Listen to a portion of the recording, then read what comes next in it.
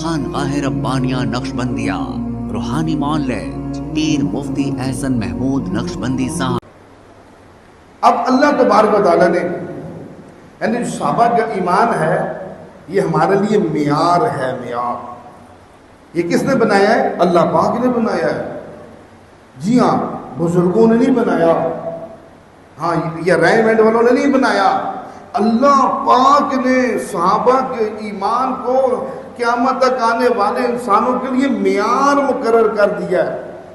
روایات میں آتا ہے حضور پاک صلی اللہ علیہ وسلم کے دور میں بہت سارے منافقین جن میں یہود و نصارہ بھی تھے، یہ بھی کہنا شروع ہو گئے جی صحابہ ایمان والے تو ہم بھی ایمان والے ہیں۔ اگر وہ حضور کہتے ہیں میرے صحابہ ایمان والے ہیں، ہم بھی ایمان والے ہیں۔ اب اللہ تبارک و تعالیٰ نے چونکہ اب یہود و نصارہ اور منافقین کا کہنا ہم ایمان والے ہیں، پیغمبر کائنات اپنے یاروں کو ایمان والا کہہ رہے ہیں، اب اللہ نے معیار مقرر کرنا تھا یہ منافقین کا ایمان قابل معیار ہے یا پیغمبر کے یاروں کا ایمان قابل معیار ہے۔ اللہ نے دنیا کو بتانے کے لیے اعلان کر دیا فَإِنْ آمَنُوا بِمِثْلِ مَا آمَنْتُمْ بِهِ فَقَدِ اهْتَدَوْا۔ اے دنیا کے انسانوں یاد رکھو جس طرح میرے پیغمبر کے یاروں کا ایمان ہے، اگر اس کی مثل تمہارا ایمان ہوگا تو تم تب ہدایت یافتہ شمار ہوگے۔ جی ہاں، اگر یہ بات نہ ہوتی تو آج یہودی کہہ رہے ہم ایمان والے، جیسے اب بہت سارے فرقے ہیں اس وقت دنیا کے اندر۔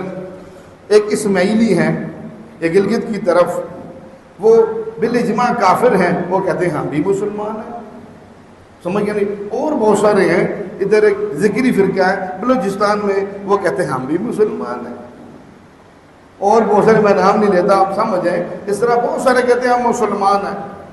جی یہ مسلمان کا معیار نہیں ہے، ہاں جی سب اپنے آپ کو مسلمان، تو اس دور میں سب اپنے آپ کو ایمان والا کرنے شروع ہو گئے۔ اللہ نے جدائی کر دی اور معیار مقرر کر دیا کہ ایمان وہ ہوگا جو میرے پیغمبر کے یاروں کا ہوگا، اس درجے کا ایمان لاؤ تو ہدایت ملے گی، اگر اس کے کم درجے کا تمہارا ایمان ہوا تو تم ہدایت نہیں پا سکتے۔ حضور پاک صلی اللہ علیہ وسلم نے خود بعد زمانے نبوت فرمایا ایک بنی اسرائیل کے اندر 72 فرقے تھے۔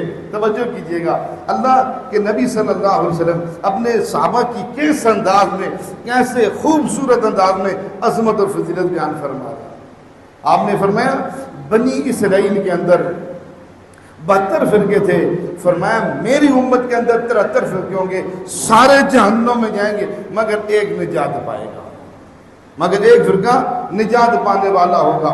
حضرت صحابہ کرام نے پوچھا حضور وہ نجات پانے والا فرقہ کون سا ہوگا؟ آپ نے فرمایا ما انا وعلی اصحابی، جو میرے اور میرے صحابہ کے طریقے پر ہوگا، جو میرے اور میرے صحابہ کے طریقے پر ہوگا وہ نجات پانے والا ہوگا۔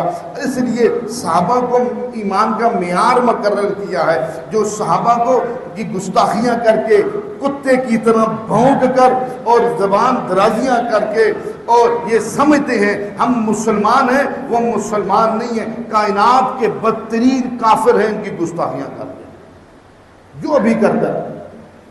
اس لیے ہم یہ سمجھ رہے ہیں، ہم یہ سمجھتے ہیں کہ ہم ان کو بارے میں برا بھلا کہیں گے اور ہمارا ایمان بڑھ جائے گا۔